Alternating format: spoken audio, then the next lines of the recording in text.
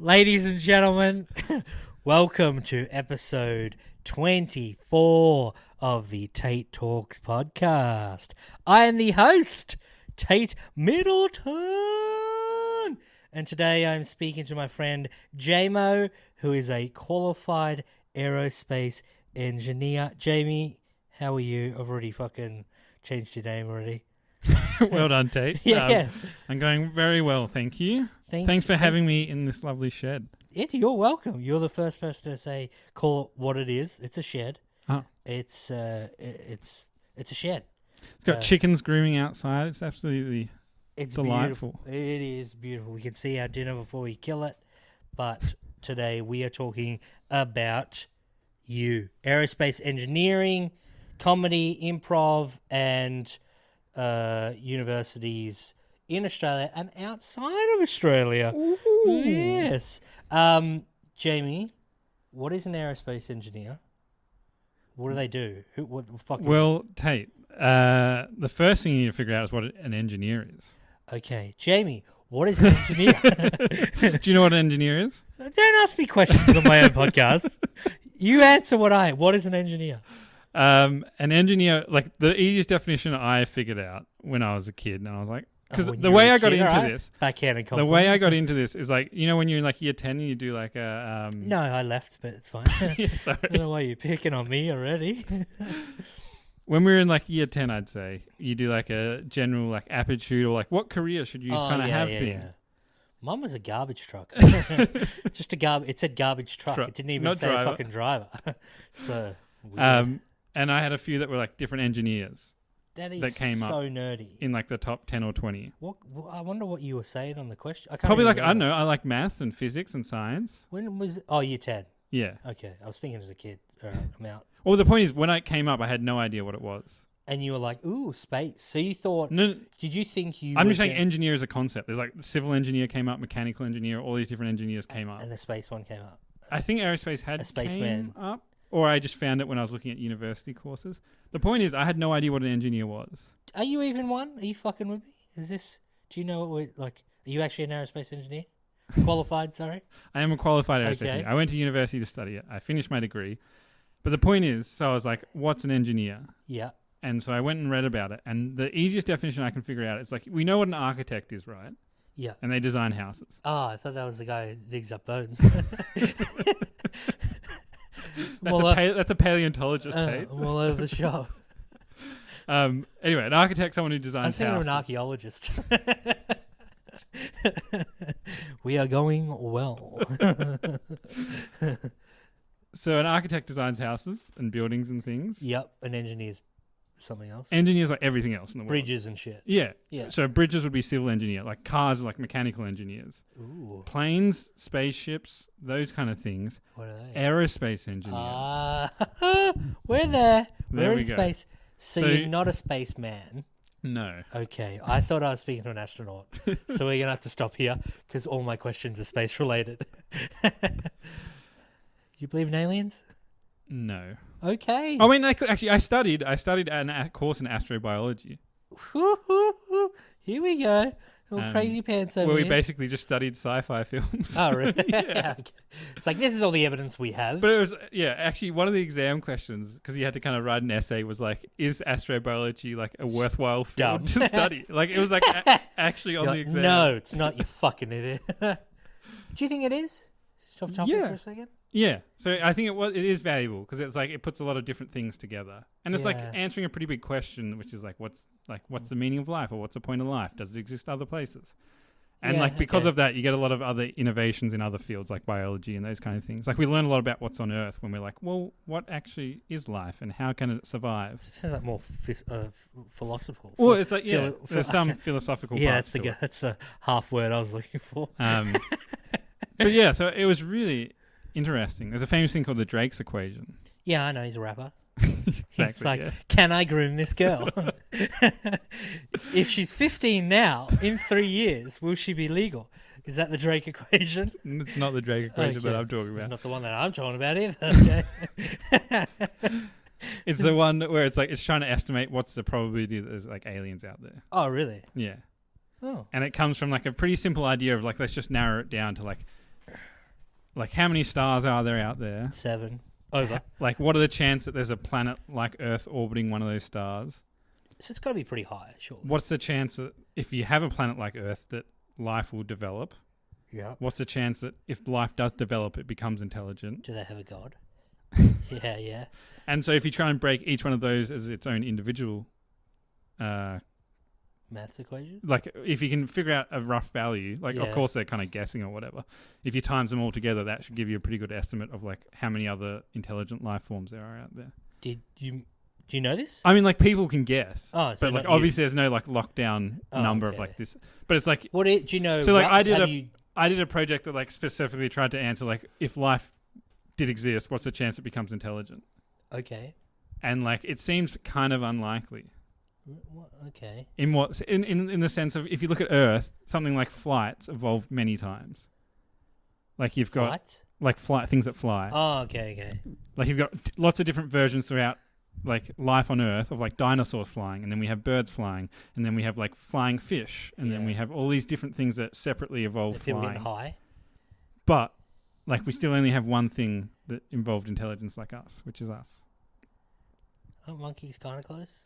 Or apes, not monkeys. Yeah, but I guess we're thinking about people who could send like, I don't know, cross space messages using like radios and stuff, kind of intelligence. Do you know what I feel like? You know, Idiot Abroad, fucking. You know, Ricky Gervais is talking about fucking bugs and shit, and these like arthropods and this and that. I am Carl Pilkington right now, and I'm just like, wouldn't mind some ruffles. Well, at least that makes me Ricky Gervais, I Yeah, guess. So yeah. You're both Ricky Gervais and Stephen Merchant. What a compliment. Yeah. You're taller than Ricky. Are we going to try and get this interview back on track? No, we're not. This is the interview. All right. So, aerospace engineering, Yes. you decided to do it. Yeah, so... You got accepted to Harvard. yes. Yeah, okay. Yeah, exactly. Yeah. But I couldn't go. No, I went to Monash University. The point is, so like after I was like, oh, engineering seems cool. It seems fun. Seems interesting. I was like, which one seems the most interesting? And doing like zero effort into like researching any of these things. I was just like, rockets seem the most interesting. And it was also like the hardest to get into, so I guess it must be good. So That was your theory when you were younger. yeah, and like looking back on it was a stupid way to decide how to do something. Did anyone say like no, or is anyone kind of like, that's just cool? You know what I mean? Like it sounds so different, I guess. Because when I like hear aerospace engineer, I'm like, ooh, that person has to be pretty smarty pants. And then I meet you and I'm like, he's a dope. Believes in aliens. Yeah, no one really complained at all when I Yeah, I wanted to do suppose it. it's not like you didn't say you were going to be a fucking painter. Yeah. But at the same time, it's like when you study it or whatever, it's very similar to like something like mechanical engineering at the end of the day. There's someone like some senior guy at my university one stage was just like, aerospace engineers, basically a mechanical engineer with lipstick. Not in the sense that it's like a female field or anything, but just in the sense of like dressing up. It's just like a slightly different. So it's just more of a... Like we did a lot of the same subjects and stuff. We just probably did more aerodynamics versus like fluid dynamics. So instead of like we'd studied more so the air than like water and like hydraulics and other like elements, earth, wind, fire. yeah, exactly. You're an avatar, yeah? So that was like very similar to a few other degrees. Yeah. But in hindsight, I wish I had have spent more time thinking about what degree I would have done. Yeah. Just to go back on it, and you said that you needed quite a high, I suppose it was an enter score back then. Yeah. Do you know what that was to get into? I don't know off the top of my head. Oh, smarty pants, are you? Fucking genius, are you? I'd say it was probably like somewhere around... It's in the 90s, surely. Yeah. Well, I did double degree as well with science, which no one seems interested in. But that's what I liked a lot more. That's what I like doing a lot more. Yeah. It doesn't have the cool name, though. Yeah. Double degree in silence. Yeah. So I think that was maybe around 96 at the time, maybe. So your enter score had to be 96? For a double degree, I think, with aerospace engineering at Monash. I want to say it was around that. I suppose each university has a different Obviously, scale. you got it? Yeah. Nice. What number? What did you get? Just divulge it, mate. I'm trying to... Show a rough it was number. 97 something, I think. You know to the fucking dot what it was. What was You've got it tattooed on your arm. I can see it right here. I was actually like, I had it to do my resume recently. I was like, at what point do you take it off? I think I have taken it off now. Really? Yeah. It's like, yeah, 97.35, and they're like, we've got a 97.36, so you're out. Yeah, I think it was 97 something. I know I got beaten by my good friend Ollie, who went on to do the same degree as I did, Aerospace Engineering and Science. We both did it. Just beat you? Yeah. Yeah, like in the 97s? I think like within a 0.3 or something, he beat me by. That's pretty funny. Yeah. He's like, he spelled his name right. Damn it! Okay. All right, Aerospace Engineering, you've got into that. Yeah. Now, you get into Monash, which is the university that you wanted to get into. Yep. You move away from home. Something just got attacked outside. Yeah, so I did a gap year. Okay, yeah, went travelling. Yep. I don't know if you guys can hear that lovely chicken in the background. I certainly fucking can. So you did your gap year. Where'd you go? I went to America for about 8 months and then Europe for a couple months after that, backpacking. You, from memory, from reading your memoirs, you worked? I did work in America. Yeah. I worked in an oil field warehouse in my dad's hometown in North Dakota. Oh, that's pretty cool. Yeah. Had you been to North Dakota before? Very briefly when I was a child. Yeah. What was that like? It's like a rural town in Australia, whatever. So it's Belbray. Yeah, basically. Without snow? Without oil? Yeah, Belbray with oil, I guess, and snow, and plenty of snow. Okay. Yeah. Oh, yeah, with, not without. Belbray's Are you trying to make me screw up here? Just keeping him on his toes. Yeah, I mean, that's pretty cool. So you did Europe, you came back, so you're 19 when you start uni? Yeah. Yeah. Now you live on campus or you Yeah, so I went to a residential college at Monash. Yeah. Which was awesome. Really, really great way to meet people, make friends straight away. Yeah, okay. Like it had a really good committee at the time as far as people... Yeah, you go. Sorry, when you say, like, because I'm an idiot. Yeah. When you lived on res. Yeah. Does that mean... Is it little, like, one bedroom fucking room? Or yeah, basically. What's the go? Okay. I think they vary a lot as to, like, if they have, like, kitchenettes and stuff. Or, like, yeah, like, each one's kind of different. Our ones had, like, a sink and a bed, basically. Okay. And then, like, closets and everything else. Yeah. A desk. Yeah, so pretty simple. Yeah.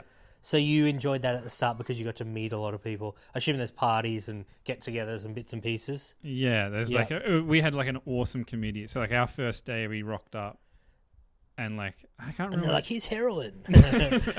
No? Like it was like really quiet, I think. And they're like looking at your name and I think they're like, oh, like going through, oh, everyone. And then suddenly like this music just starts blaring and they all start dancing and like your parents are there and they're like, what the heck's going on or whatever. They're like, we do drugs here. Yeah. So it was a pretty awesome welcome. Hope your son likes sex. Woo! And then I got to see it again because I came back as a RA the second year I was there. Oh, so you got to do that. You were the music man? No. Okay. This is something you need to Rocket clarify. Man? You became the Rocket Man. Like I said, we had a really good committee when I got there. So the committee is of volunteers who are students who are there basically to make sure you have a good time. Okay. And then there's the RAs who are paid by the college who are basically the fun police. The janitor. Yeah. As I refer to you. Yeah, you're Goodwill Hunting. A resident advisor. In my mind, you are Goodwill Hunting. Yeah. Hey, like them apples. Looks after students. Okay, so if they have in the American films, they always see what do they always have? Like a little stove, and they're always like, "Oh, you guys, cooktop, portable cooktop. Gonna take that." Is that what you did? Yeah, like we looked after the students. So if someone knocked on your, why would someone knock on your door? What would they ask you? They could be locked out of their room. We had keys, and you were like, "It's gonna cost you." Then the music would start blaring. You know, or they could be having some kind of crisis or something. Anything. And you were like, "I don't fucking know. I'm a child." The university is paying me because I'm cheap fucking labor. I don't know shit. Is that what you'd say to them? Here's some toilet paper. Fuck off. That is not what I would say. Okay. What would you say? Like, I knock on your door, knock, knock, and I'm like, hello, JMO. My parents are getting divorced, and my toes are tingling. What would you fucking say? Wait, why? What's your toes are tingling? That's why I'm fucking asking you. You having a stroke? I'm a child asking another fucking child. I want to know what We had mental health first aid training or whatever before we did it. It says mental health. No, I'm just saying. And the point of that training was basically like to send them somewhere else. Exactly. Yeah. Like can what see kind of they're in service? distress. So that the Yeah. university provided free counselling, so it most likely point them towards that. You were like, tell them about your feet. Yeah. But most of I don't think we had any extreme case. I didn't have to deal with any really. So it's extreme. pretty small. Like, hey, It's just like sink's not working. enforcing rules as well. It's like If- you can't be blaring music in the if middle my of the sink night. wasn't working, I'm would I be like, not hello, Jamie? Just wondering, would you be able to plunge my sink, sir? And you'd be like, I'm not a plumber. And they'll be like, aerospace engineer boy, can't fucking unclog my sink. You're not even going to fucking make a spaceship, mate. I assume, because they're children, they're dumb. Right. But you never got that. No, I never had to unclog someone's sink Okay. or toilet or anything. Just making sure. All right. But yeah, so we were on duty and stuff. So like one of us would be on Patrolling duty at it. all times as well, in Like case. walking around? No, we just have a phone on us in case Did something you- went horribly Do you wrong. ever have to, like, what? So someone had their music too loud, and you would knock on the door and be Yep. like, "Hey, they're fucking Clint.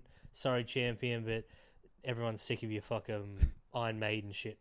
And they're like, "Oh, sorry." Yeah. It's like, weren't you fucking here to unplug my sink? And you're like, God damn it, not again, Clint, you bastard!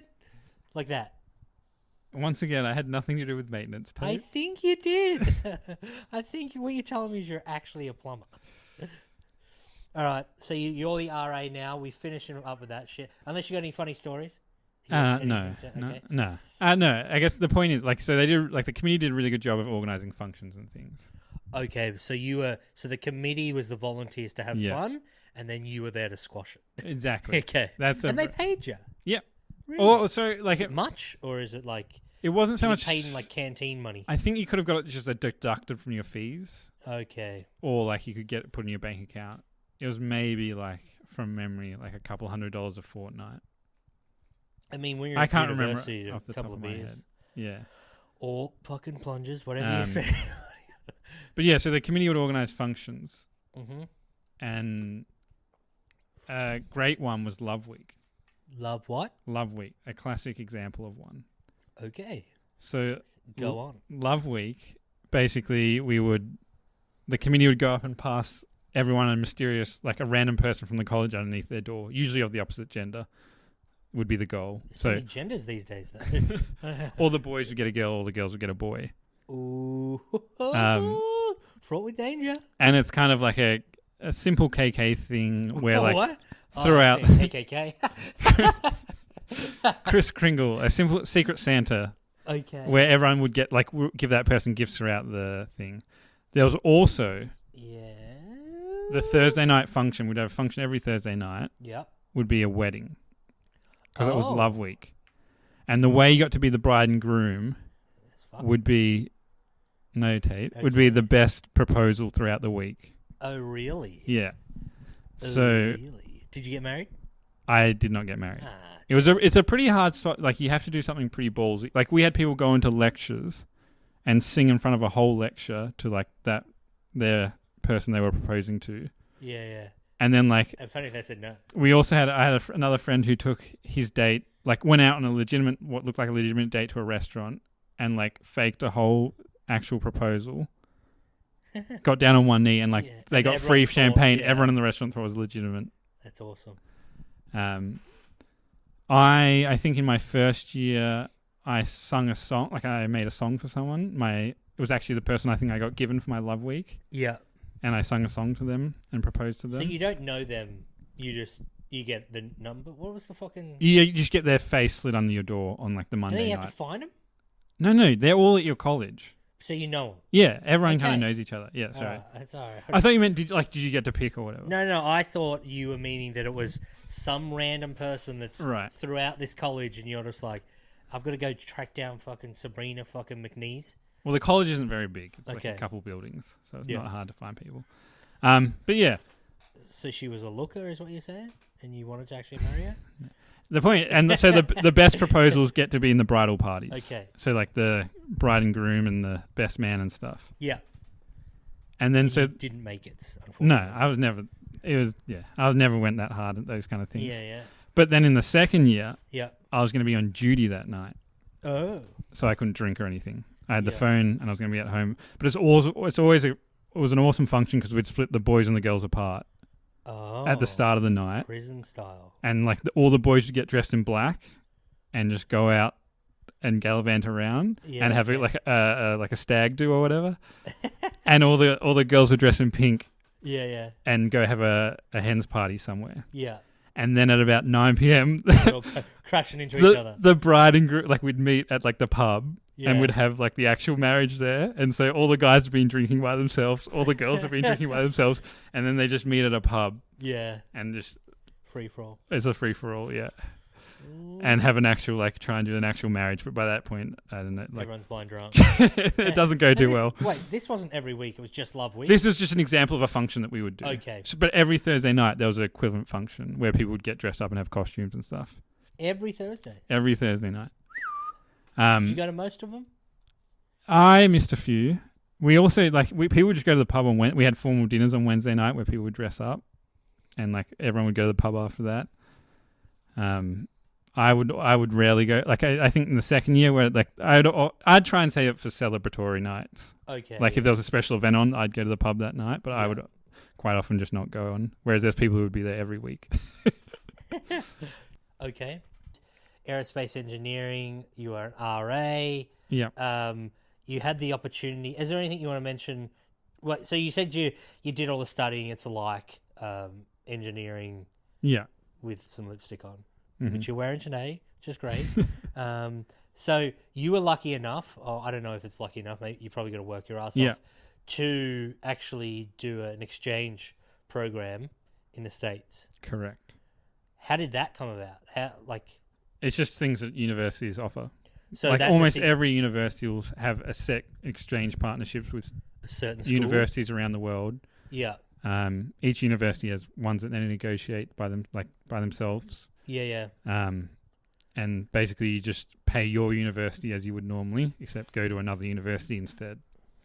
And the idea is that like someone from that university will do the same thing, so it works out neutral for university.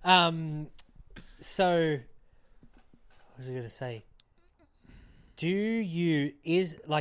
If you fail your classes over there, yes, is it the same? Does it hurt your studies within Australia? Does that make sense? Yes, I do. I understand what so first of all, you have to make sure that the subject you're going to be doing over there is equivalent or worthwhile to a subject here. Yep, okay. Especially if you like engineering or whatever and you have to do like aerodynamics 2 or whatever, you have to find the equivalent class of that overseas. Yep. Or if you're lucky and you're like doing something where you have electives, like kind of almost any kind of subject, as long as the university says it's equivalent to a university subject here. So it has to be like matching to a class that you would have to do anyway. Yeah, so you can't just go over there and fucking learn French or whatever fucking some other stupid thing. But at the same time, when you're over there, the marks are considered just pass or fail. Oh. So as long as you don't fail the subject, you're all sweet. It's like the same, like whether you got an A+ or a C or whatever. Like they actually still had the letter grades in America, which was funny. Yeah, okay. It would be the same for you. Yeah. Like it didn't really impact your like score overall. So in Australia, is it just a percentage? It's not a ladder. Oh, like you have like a like distinction. It varies from university to university. Like high distinction, credit, pass, like and fail are the main ones. Some will have like a HD1, HD2 kind of thing. It just breaks up the HD basically. Yeah. But yeah, generally they're the 4. And over there is A, B, C. Yeah. Fail, whatever. So you went over there and you did that. Mm-hmm. You did that through school. There was obviously programs that were like, this is just a run-of-the-mill thing we do for fucking every year. So you didn't have to go out of your way to do it. It was just whatever requirements you had to fulfill. There's a few different options. Going on exchange, like run-of-the-mill, like we have an agreement with this university, you go over there. As long as, like I said, you got your subjects sorted, yep, you go over there. You can organise to like a non-exchange university, but at which point it's like you have to figure that out for yourself. Alrighty. And you have to pay that university whatever they want. Yeah, so it might be really pricey. So it's way more complicated and difficult. Yeah. it's kind of a similar process. I guess you'd have to make sure that like the units line up with what you have to do here in Australia. So would people just do that because they're like, I always wanted to go to this school, or Something like that. I have a partner that goes to this school and I want to do a year of studying, whatever. Yeah, it would have to be or something. maybe like you've got family in this weird Italian town or something, Yeah, and they have a university. It'd be something that I would never consider. Yeah, so you just did a run-of-the-mill normal one. Yeah, And you went to which university? the Pennsylvania State University, So Penn State, also known as Penn State. Yes. the good one. It's a What do pretty, you? No, it's no, a no. nice one. No, isn't no, it? no. It's not? No. Oh. You're alright. thinking of probably I'm University of thinking of Pennsylvania. Transylvania. Damn Yeah, it. the vampire one. Yeah. You're probably thinking of the University of Pennsylvania, Oh, okay. which is, I think that's an Ivy League school. Oh, so you went to the Ivy No. League. It's still a very good school. Good. They have a good football team. They Like do. real They have a big. really big football. They have a Real big. 110,000 seating stadium on the campus. So I they have a think stadium as big as the MCG, in capacity wise. on game day, it's the third biggest city in Pennsylvania because of the stadium, like all the fans that really? come. Yeah. So you've got Pittsburgh and Philadelphia, which are legitimate cities, Yeah, and then I think Harrisburg, the capital, might be like 70,000 people or something. and then everyone just piles in. Like so, it's a very rural state. Like you've got two big cities and like lots of farmland in between, basically. Yeah. And like Penn State itself is just a small, like had it not been for the university, just a small rural town. Yeah. And like you've got like the big campus, and then you have a road, and then you've got all like the city. You've got like the bars and the clubs and the stuff. Did you just going on Yeah. the theme of football? Yeah. Did you attend many games, or can you, or is it sold out? So unfortunately, I was there in the wrong season. Okay. So I went through quite a few. They had a really nice basketball stadium. They have a really nice ice hockey stadium. From memory, Yeah. that college is so big that they have like actual acts that go there, like music and Oh, like a lot of like Yeah. like bands and stuff. Yeah. So they have like a Beaver Stadium, which is like the basketball stadium. yeah, I actually can't remember the capacity, but it's like a decent basketball stadium. yeah. So it's 15, like 20, whatever. Maybe not that many, like maybe 10,000, because Oh. they're also not very good at basketball. So it's not a massive. But they get like Cher and stuff. I remember Cher was playing there. Really? Kanye Cher? West came when I was there. I did not go see him. A lot of all the other exchange kids were like, Yeah, "Oh my yeah. god, Kanye!" I was like, "I don't care about Kanye West." Yeah. So on his Yeezus tour or whatever, I think it would have been Yeah. 2014. About that kid. But yeah. So like he came to So perform. So they went to that. Yeah. They went to the uni to Yeah. Penn State. Penn State. Hmm. Did they have a scandal? It did. Is that one? It did. So have a that's scandal. that was the one that went bad. I'm not going to go into that, but Yeah. it did have that They had an big controversy. they had an assistant football coach who did something bad with Yeah. kids, Okay. and then And he was actually the issue was went to prison? Like he I was think convicted? he did. Yeah, definitely. okay. The issue was like how much did other coaches and the university administration themselves know about it? Yeah, and did they get the death penalty? Not the people, the football club, the term, the death penalty, so they don't get draft picks, they don't get stuff like that. They, I didn't, think they got couldn't have absolutely- like football scholarships. Yeah, they got they got real fucked over. Like I they don't went think from- they had like they had like a few really bad years. Yeah, but they've kind of because of recovered it, though. since. Yeah, definitely yeah, because to, of like that. actively. Yeah. That must have been a. Now, do they talk about that at all? Is there any like underlying? It's pretty. The sad part of it is like their head coach Yeah, had been there forever. since he's like mid-20s. I can't remember his age. Joe Paterno, very famous and like well-regarded guy, Yeah. had been there, and he was like an old man at this stage. So Like, it was someone. It wasn't him. It was you know, another, it was like another it was an coach. assistant coach. Okay. And like he's someone who they claim like maybe knew something about or should have done more. Yeah. Had enough information where potential, and so like, and he died like within a year or two after it So happened. directly of like just heartache and stress type thing. And being an old man. And it was just like that's pretty sad. 'Cause, Yeah. like, and like he donated. Does he have a statue? Yeah. No, And that's how big he is. Oh, like he had like a mule. He has a library named after him. He basically paid for a library built there, the Paterno Library, I think it was. So he's a big deal. Yeah, like he was there for like, I can't remember the exact time. I should probably I felt So like 40 years or at something. least like, that. Yeah. 40 years or something of like being a head coach at the same university the whole time. Yeah, I guess, and like as you just said, it's 110,000 people go. Like Yeah. it is bigger than fucking AFL. Yeah. You know, like it's bonkers.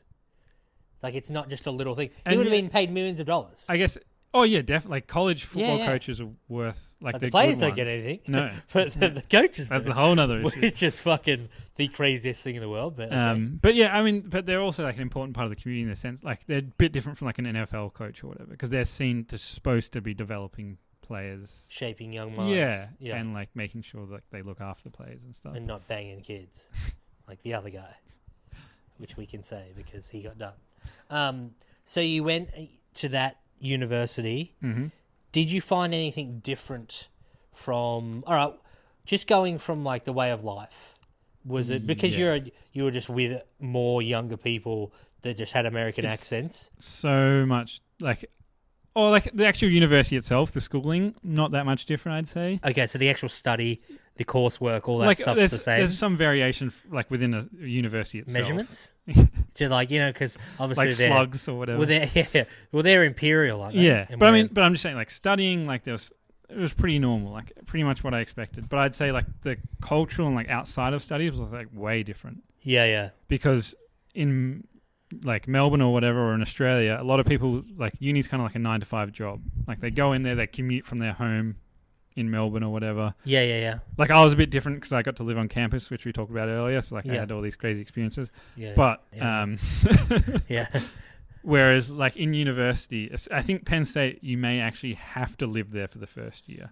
Oh, yes. Like live on campus. I think I've seen that in films. A lot of my things for American college things is film. A lot of things from your podcast. It's true. Long-time listener, everyone's like, I've seen this in a movie, an American movie. Yeah. Well, it's like, I mean, it's just so big, isn't it? Yeah. But so like they have to stay there for. But even once they move out, it's a small country town. Everyone's within like at least a 10-minute drive, if not 10-minute walk. Yeah. Like there's just huge apartment complexes just across the road where like that's off campus or whatever. And it's still in the same So vicinity. the point is like when you have a party or whatever, everyone's within walking distance or whatever. At university, you've got mates living in like some other Melbourne suburb. They can't be bothered driving on like a Friday night or a Saturday night or whatever. So you have like, what you're telling me is it's pretty close knit. Yeah, it's very, and like the clubs and societies over there can thrive a lot better. Like there's still really strong clubs and societies in Australian universities, like the Engineering Society and like the Law Society. These they hold really big parties like one time a year, and there's probably a close knit of like the committee being really good friends. Yeah. Whereas like in America, like because everyone lives so close, it's like they can just hang out normally. Yeah, like, so it's forever. Like it's not 9 to 5. It's like, no, this is fully immersed. It's life. Yeah, and then you also have like the whole Greek life thing, like the frat houses, the sorority houses. Yeah. Like, did you have anything to do with them? Was there any parties? Do you actually get to go to parties, or is it like a fuck off? We went to a few parties. It could be hard to get into. They were incredibly sexist. So Okay. Like, it was very hard for like a random guy to hard to get into as a guy. But like we were lucky, I guess, having accents and being like, young, like I don't know, like we had a group of like random people from all around the world. So like people would get in and like make friends with frat guys and stuff. Were they very broy? And there was one British guy who actually pledged to a frat. Like I can't even explain all the details that go into it, but he was doing like a full year, an English guy. Yeah. So he like pledged in the first semester, and then we were there for the second semester once he'd been like accepted in or whatever. Yeah. So he was actually like part of a frat house. So like we went to like a few of their parties. They good? They're all right. We definitely went to better frat parties. Okay. Yeah. But even like once again, like people think of like frat house. Like I remember my first week there because we were like, there's like an international kind of house where like all the not exchange students, but maybe overseas students, like more like masters and PhD students. Smarty pantsers, yeah. Yeah, like who were like from overseas. Like a lot of them worked for like the Penn State abroad kind of group. So like we met them like in our first orientation week kind of thing. Yeah. And they would still throw like equally wild parties and stuff. Like everywhere. So the party scene is huge. Yeah, it's just like every place, like even like random share houses will always have a basement. Okay. And like you just always had parties in basements. Like you just rock up at like a random house and there'd always be like this awesome basement like prepared for a party underneath. With like lights set up and everything. A lot of drinking games, I assume. Yeah, like keg stands, those kind of things. Yeah. That's pretty cool. So the studying's practically the same. Obviously, you said living in a small knit community is you get to know a lot of people. You obviously made, I assume, a lot of friends. How long were you actually there for? Just one semester. So it's like maybe 3-4 months. Okay, so it's a fair stint. Did you did we? I think we might have brushed over this. Did we talk about the radio? No. But I was going to try and work it in naturally, but you've really just made it obvious now. Well, okay. But, like... Had you given me the chance, Tait, we would have got there. No, we wouldn't. I'm the leader of this boat. Just now, stop, everyone. We forgot to mention something that was on our run sheet, so we'll go back there now. Yeah, it's pretty much it. Smooth operator Tait. Probably should have looked at my questions. All right, so we're in Penn State now. Yeah, so the point is, I got to a comedy club there. Ooh, I've done that, yeah. Yeah. And I guess part of what inspired me is I'd done radio before at Monash. I was on Radio Monash. I did that with a friend of mine from the college where I stayed. We got there. Yeah. I could have worked it in, Tait. I could have worked it in. You didn't have to bring it up like this and we would have been fucking fine. You had to fucking... You're like, oh, segue? You're a fucking segue, did you? Ah, fuck. Yeah, so you did Radio Monash with a friend. Yeah. So we're back in Australia now for the listeners, right? Anyway, I think we don't have to go into too much detail. I did a radio show and I really enjoyed it. It was a good creative outlet. How did that come about? It's just another service at the university, Monash University, and you went, oh, I wouldn't mind doing that. Your friend was like, let's do it. My friend had already had a radio show. Okay. So I was like, oh, like you have a radio show. Because I'd already, like, when I was on my gap year, I ended up really liking radio because I was bored in a small town. And I found NPR, which is like American radio station. Kind of like the ABC, but not quite. Yep. So I really like radio. I got there. My friend Paul had his own radio show, and I was like, "Oh, I would love to do that." Yep. And he was like, "Why don't we do it?" Yeah. Or like it was more like me just annoying him for a few days, being like, "Can we do a radio show? Can we do a radio show?" I think a year or two before I went on exchange. Yeah. Yeah. So so you did that. You got that creative outlet while you were in Australia. Yeah. Fast forward, now we're in Penn State. And then I found these little newspapers around the university. Which there was a... Do you want to be a communist? There was plenty of that. It is a university. Yeah. There was a Daily Collegian was their newspaper. And then there was the Froth for Legion that I stumbled across. Okay. Which Froth was a Penn State institution back since like the early 1900s or something. Yeah. Which was like a comedy magazine like the Harvard Lampoon. Oh, yeah, okay, yeah. So the Harvard Lampoon was a real like newspaper magazine. Yes, there is a great movie. I don't know if you've seen it. I can't remember. Not National Lampoon, the actual about that, sorry. Yeah, okay, yeah. They went on to make like an actual magazine and everything after that. But anyway, Penn State had something similar called Froth. Had been around for a long time, and so it was still going. I think it died for a while, like in the 80s and 90s or something, but had been revamped. And I found a little... What year are we in Penn State? This is 2014. 2014, okay. So you're 23. Yeah, and so it had like a little newspaper, and I was like, oh, this is actually pretty funny. Oh, it's like The Onion, I finally realized. Yeah. It took me a while to realize, oh, okay. And they had a little thing being like, come along to this meeting at like this room at this time if you want to write. And I was like, this looks awesome. So I came along to that. And then there was also a stand-up club, which I joined with a similar group of people. Yeah, you assume that would go like hand in hand. Yeah. The people at least dabbling in stand-up would probably think themselves as decent writers. So would you do more? Stand-up or which club were you? I think it was like 50-50. Yeah. And it was basically the same people. Yeah. So the stand-up club worked on the idea that we had like an open mic night once a week. Yeah. So everyone would come an audience? No, as in this was just for the club. Oh, okay. The club so would just show up once a week and we just practiced and like people write jokes. In the club, there might be like 20 odd. Oh, it's not too bad actually. Yeah. 20, 25. Yeah. And then they would hold shows at like a local pub. That's maybe once a month, but then they also had, while I was there, like a big charity one, which I think, did Seth Rogen start a charity thing? Dunno. Okay, I think there ended up being like two charity comedy events that were running at the same time, so we kind of had a rival one. Okay. Where like half the people on one team, half the people on the other team. Yeah. And that's the only ever gig that I officially did, was that charity one. How many people do you think were in the audience for that one? I'd say at least 80. Yeah. Probably more, up to 100, hopefully. What did you think? I think we sold out. I did not enjoy it as much as working for the Froth with like writing stuff. Why?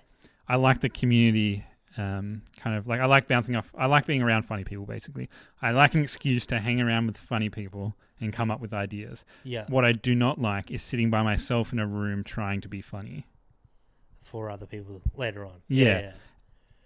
So basically, and like, and the whole idea of like, with writing comedy or whatever, you write an article, you write a funny article, you're done. Yeah. True. You don't repeat it ever again. Whereas stand up, you're constantly reworking, so refining. You don't like the groundhog. I hate the groundhog. There's a famous. I kick him. There's a very good guy who Tom Lehrer, I think his name, wrote funny songs in like the 50s kind of thing. Don't know. Anyway, he toured, became like very, very famous, very, very successful, ended up stopping doing it and doing a maths degree and became a professor. Because he just didn't he hated the repetitive nature of it. Okay. So you wanted to do math.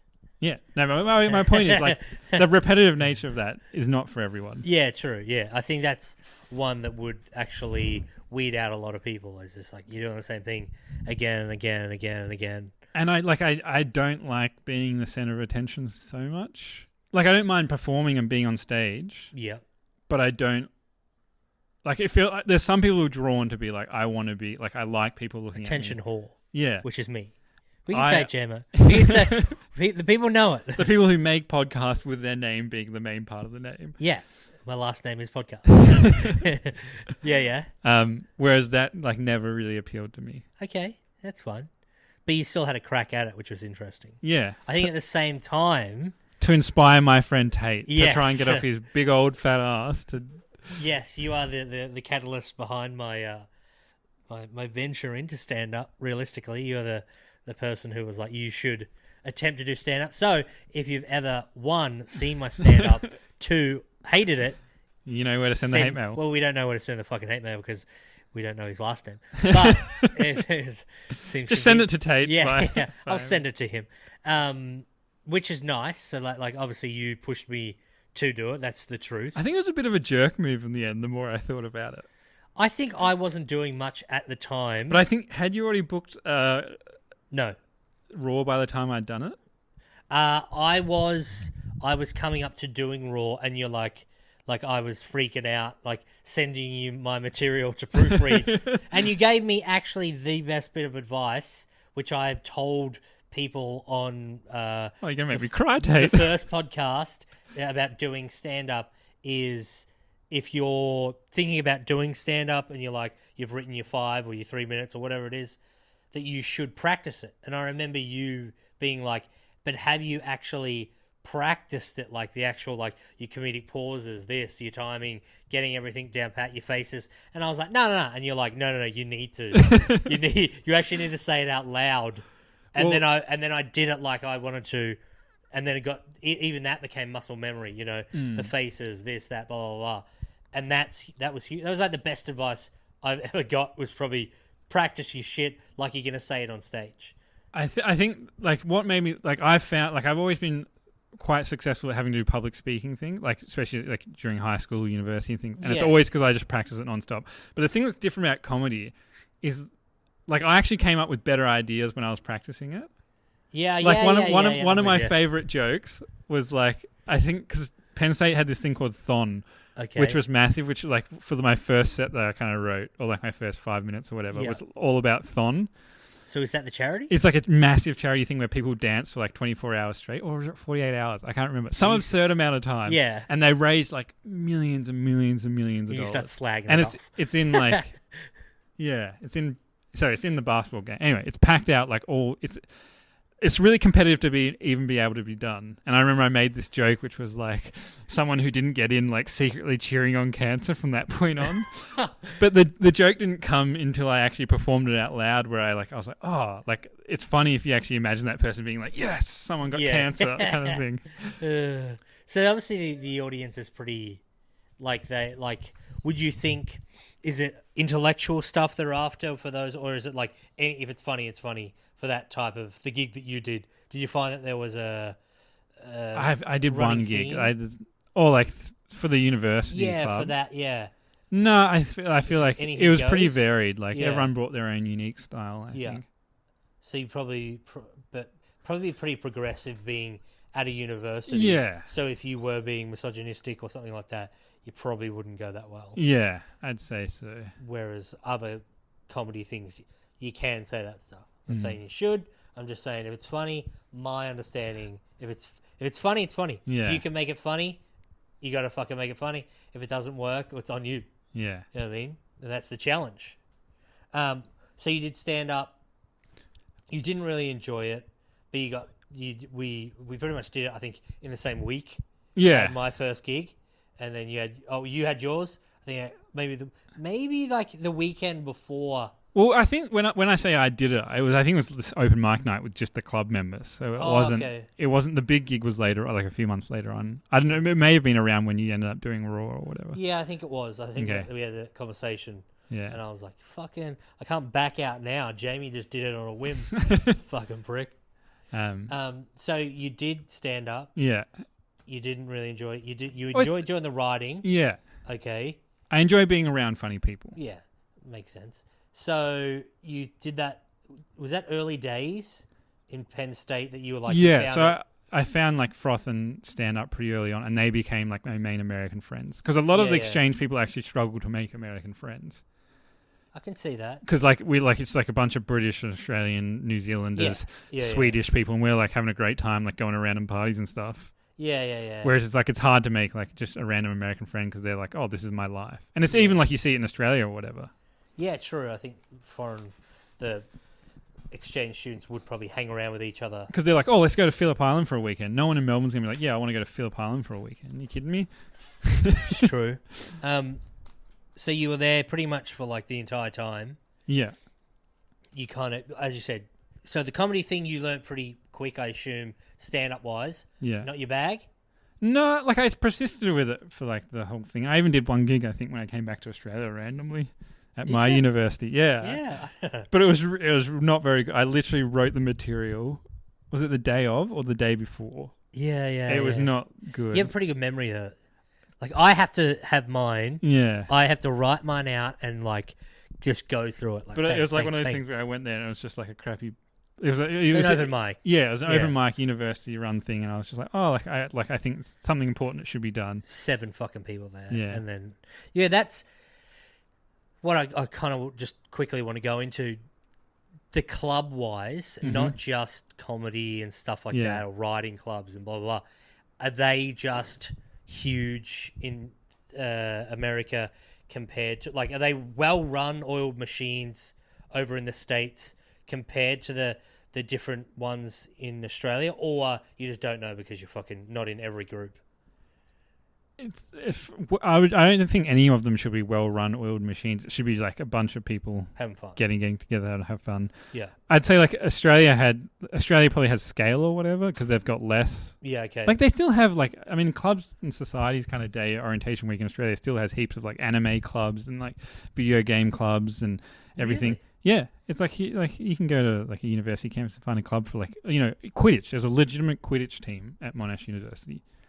Okay. Like, so like there's still heaps there, but like I said, the main difference is, and it's a good way and also the Virgin Club. But like every international kind of group, there's like a Sri Lankan club and stuff. Like, okay, yeah. And so it's like both universities kind of have it, but I think at least for me, like the fact that everyone lives so closely makes it so much easier to run and organize events in America. Yeah. And meet informally and just hang out. Yeah. Whereas, like I think. Like a lot of times, like the committee get really close to like an Australian club, but your average punter who just joins, unless they're going to like dedicate themselves to the club, probably aren't going to get that much out of it. That makes sense. Besides like a big party once a year or something. Yeah, which I think some people's Yeah. what they want anyway. So it's like probably the Australian clubs, like the big ones would be way bigger than the ones in America, but America's is just got like it's a lot more solid medium ones, I guess. So you have your 4 months in Penn State. You blow that. You obviously enjoy that a lot. Yeah. Yeah. And then at the end it turned out there was an improvising club as well. Okay. So like one of my final days is like hanging out with my comedy friends. It was like, oh, we have an improv show tonight. And I was like, what? Yeah. And they're like, oh, like half the people that I've been doing stand up with and writing for Froth with also were part of this improv club. And you were like, hang on a minute. And I was like, what's this? And I went to watch the show and I was like, this is awesome. So you enjoyed that more? Yeah, I mean, watching it. Yeah. Like I was like, yeah, this looks like a lot of fun. Yeah. Okay, so you did that. Mm-hmm. It's a little taste. Now, is there anything in between Vital Penn State back to Australia? I mean, I did some traveling around the US. Yeah. My parents came over for a little while, did some traveling with them. Worked again in my dad's hometown, this time in my family business of candy distribution. Candy smokeless tobacco distribution. My grandfather's company he started. Really? Yeah. And what were you doing? Just like warehouse work. And it was candy. Yeah. See, the Willy Wonka of fucking... Candy and tobacco. And tobacco. And like random other little things. That's so... Like stuff you find at a petrol station. Yeah, Basically, yeah. we stock petrol stations. Yeah. So you did that for a little bit. Yeah, just mainly yeah. Were you away for an entire year? Yeah, I think came back in November or like late November. I was there for Thanksgiving with my family in North Dakota, and then I came back after that, like within a day of Thanksgiving. All right, so you're back in Australia now. Yeah. You're back to university and back stuff like to that. the old Monash University. So you briefly touched on the improv stuff that you quite enjoyed watching. You obviously didn't do it, but then you decided to take classes, or walk us through that. So yeah, I did that. I think so. This was like maybe 2015, the year after. I think I did one comedy like stand-up gig. Didn't go very well. I didn't do any time preparing it. I was like, I don't like this. Yeah. Kind of just reaffirmed. I was like, Yeah. And then I was like, oh, but I really like that improv thing. Is there anywhere in Melbourne that does it? Yeah. And then I found a place called the Improv Conspiracy, which they're still going, and it was awesome. I loved it. Like I signed up to do like an intensive level 1 class. Yeah. What would you actually do?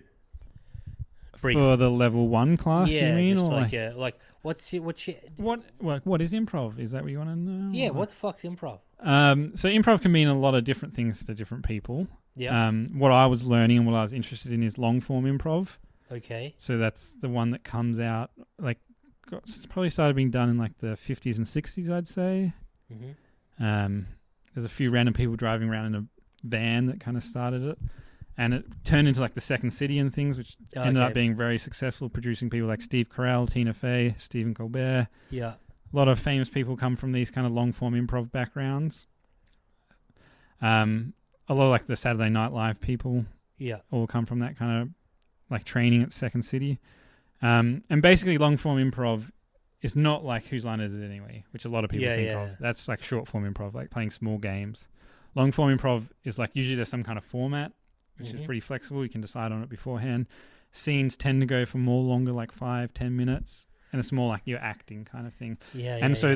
Where it came from initially was like it was a really good way to come up with sketch ideas. So Second City is actually like a sketch kind of writing thing as well as improv. Yeah. So they do improv to come up. It's not always comedy improv. It doesn't have to be. Yeah. Depends how bad the scene is. I think good improv should have a weight of kind of both. Yeah. Like. It's like good comedy or good writing. It's like hard to make something that's purely funny if you don't really care about people. This is very much, now we're moving to Jamie's opinions on comedy and improv. Part 2 of the podcast. Yeah. But like if you look at things like The Office, like the British Office or whatever. Yeah. Part of what made it, like for me, what makes it so successful is because I genuinely care as much as Ricky Gervais is a jerk and an idiot and like the worst boss you could imagine. Yeah. You feel sorry for him. Yeah. Like you genuinely care about him as a person. Yeah. If that it's like in a weird way. I haven't seen it. You've never seen The British Office? I have seen some of the US one. Yeah. I don't think it's fucking good.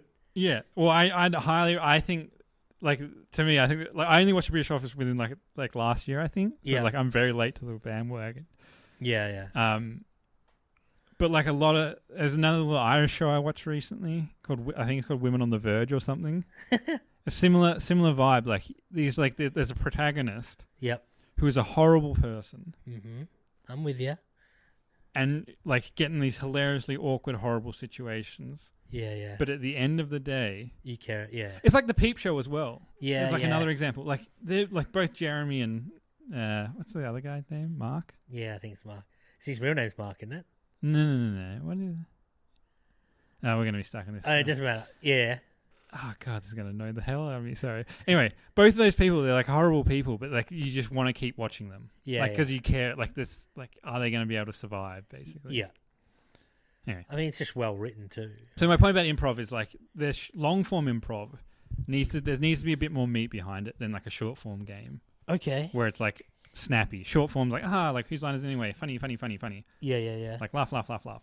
Whereas like if you try and do that for a half an hour show, Pretty hard. like for a scene that's going on or there's some kind of continuity to the scene. Yeah. If people don't care so you about... actually tell it in a story. Yeah. Yeah. And like, so it's all about like, there's a lot more to it than just, being funny. Yeah. And a lot of times, like, people who want to be funny can ruin scenes because they'll get to the gag straight away or something. Yeah. And then it's like you have like another 5 minutes, like we're going to have to explore something else We here. have to build up. We need a bit of foreplay. Come Yeah. on. Striptease, maybe. Yeah.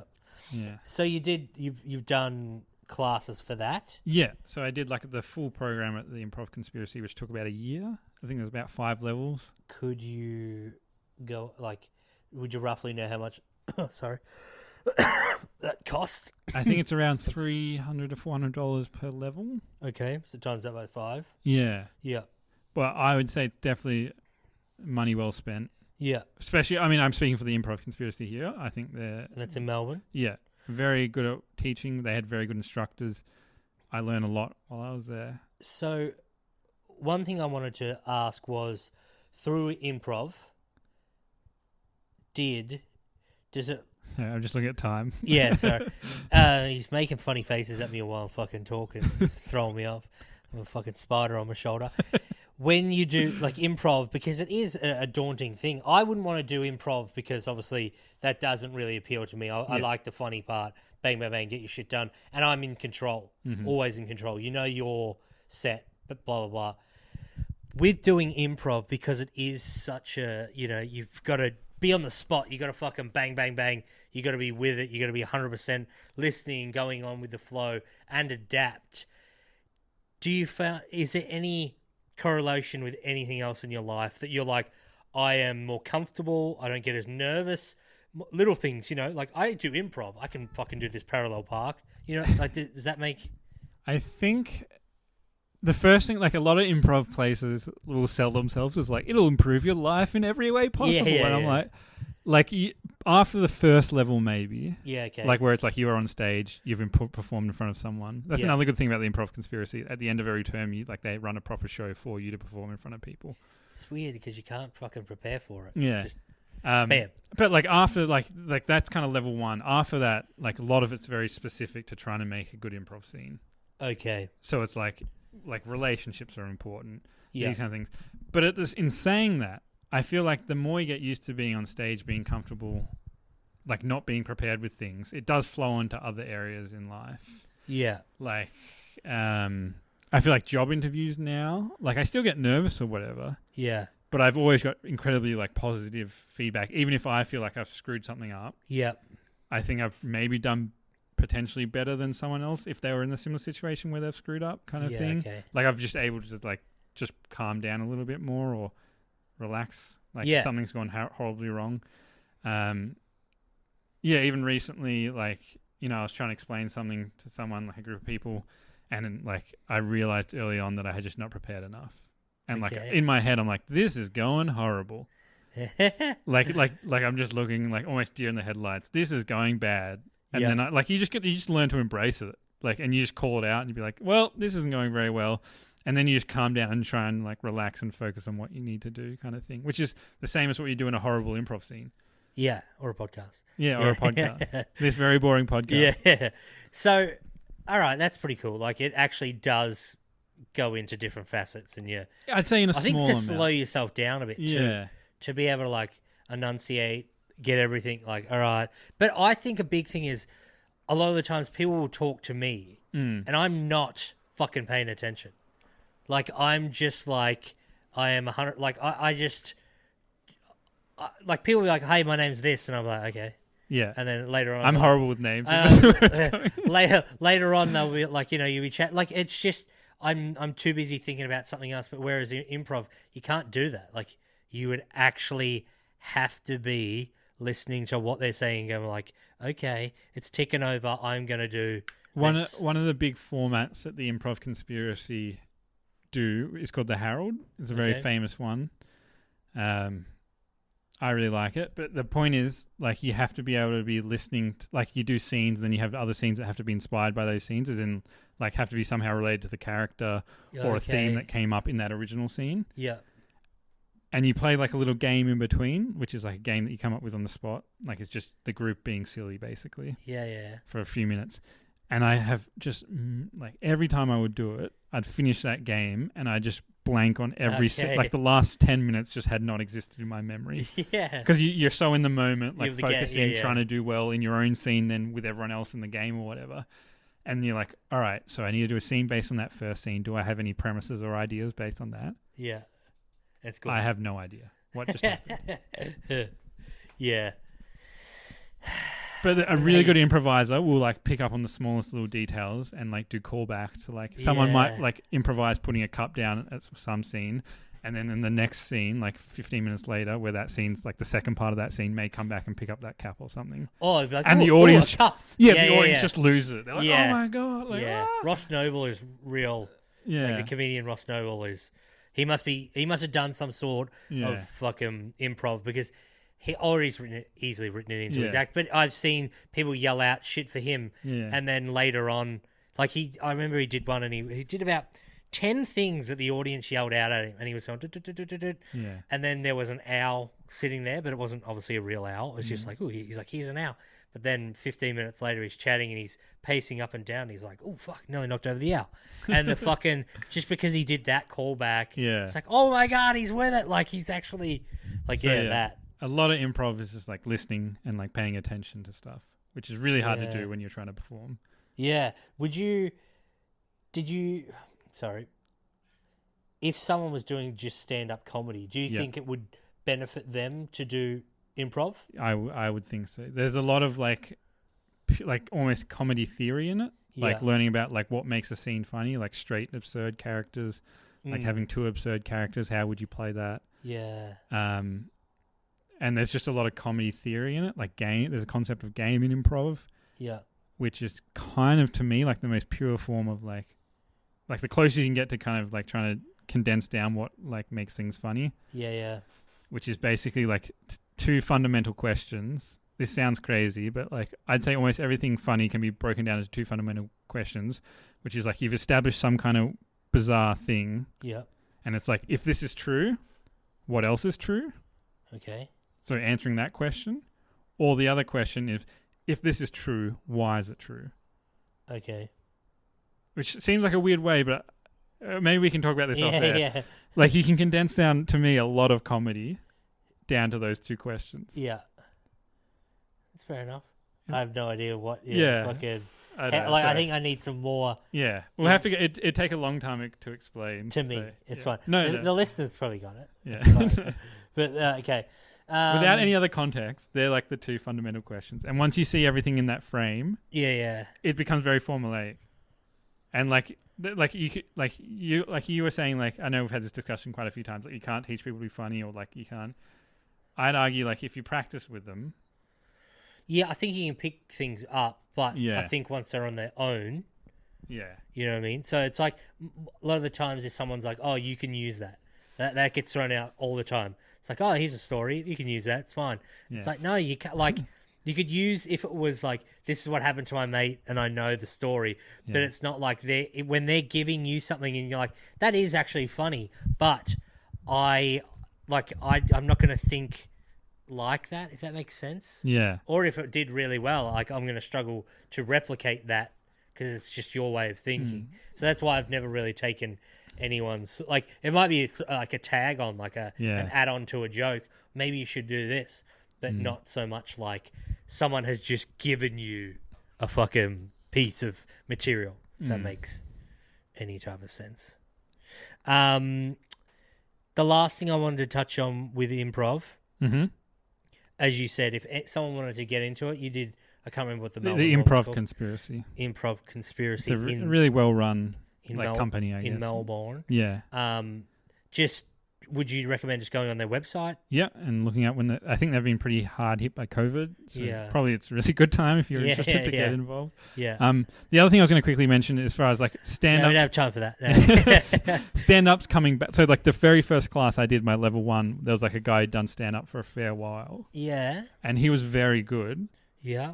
I was just going to say, so I think there is some translation back just because he was comfortable on stage. Okay. And was just a genuinely like kind of funny guy. Yeah. But I have definitely seen people who weren't like that when they first came.